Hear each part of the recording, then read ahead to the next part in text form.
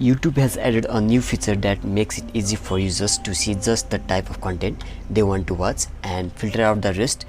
I'm Harry from Harry, and in this video I will show you how to use YouTube News homepage topic filters. Now let's get started. These topic filters are available both on mobile app and desktop app. Open YouTube and go to your homepage. At the top of the screen you should see you could see a menu bar with several topic filters. The filters that appear where are based on your previous viewing activities, so they should reflect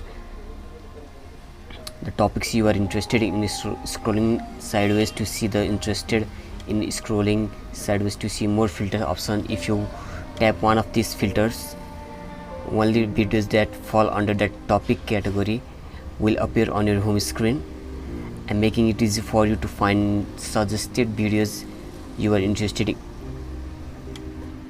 You can only select one of these filters at a time. If you want to go back to the unfiltered home screen, select all the filters menu at the top. That makes all it takes to you YouTube's new homepage topic filters. Thanks for watching. If you found this video helpful, we would love it if you hit the thumbs up button below and subscribe to our channel. We put our great tech new tutorials every day. Thank you.